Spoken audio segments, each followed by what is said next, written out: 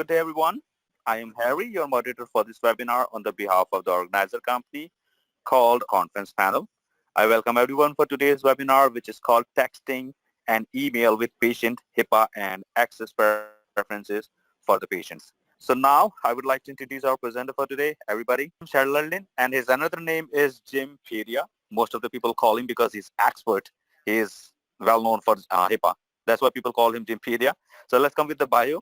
Jim Sheldon is the founder and director of compliance services and law and Levis Crick System LLC, a Vermont-based consulting firm founded in 1982, providing information privacy and security regulatory compliance services to a wide variety of healthcare entities. He is a frequent speaker regarding HIPAA. Okay, all right, thank you very much, and welcome everybody to today's session, looking at the issues of texting and emailing with your patients.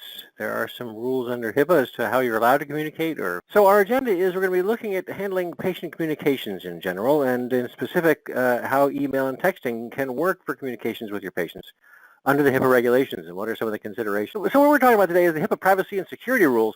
That's sort of the core of when people talk about HIPAA these days. I mean, there's a lot we can learn from the breach notification rule. So what are we allowed to do? Okay, actually we have other HIPAA considerations to look at here. We have, and organizations have discovered they've used insecure communications involving PHI. Now when it comes to communication with your patients, you got to be flexible. You want to provide and encourage using some kind of a secure solution for communications. Yes. So, really what we're talking about here is the whole problem with email and texting is they are inherently insecure. So there's plenty of issues with plain texting, okay? There are some plain, good old-fashioned point-to-point encrypted communications channels, things like Telegram, Wickerme, and Signal. So what we're talking about is, like I say, it's a secure communications platform.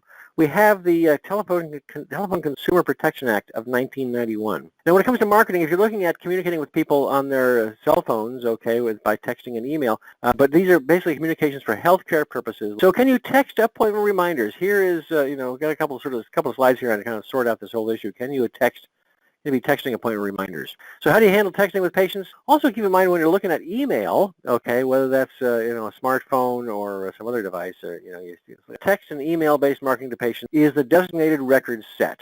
So when it comes to individual access, you have to have a process for the individual to request access for free. They're allowed to steer people to your portal. The access and individual preferences, the idea is, in the sections that we're talking about, 164.5. So when we're talking about these risks, there's also been we'll talk about some of the proposed changes. There's a federal court ruling about releases of third parties. Now, in the 2016 guidance, basically, like I say, most of what's in the 2016 guidance, it's going to be. So when it comes to providing and denying access, provide it in the form or format requested if it's readily producible. So when it comes to fees, this is applicable only to release to the individual.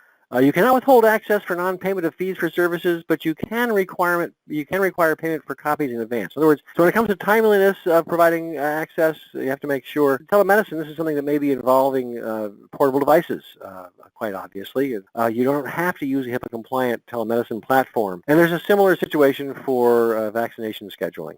So when it comes to insecure communications, you need to make sure you have the proper policy in place. Portable technology policy, obviously, for dealing with texting and email, or security and incident policies, and don't call it a breach until you determine it's a breach, okay? Helps to have something like a table. You say, well, do you have a violation of the privacy rule, yes or no? And what is this compromise, okay? When you look at, risk of compromise they talk about, according to NIST, now past breaches, you're talking about good guys or bad guys. So what can we do about breaches? Hackers affect the most individuals. Now what about HIPAA audits? There are HIPAA audits that could happen in the High-Tech Act in Section 134.11.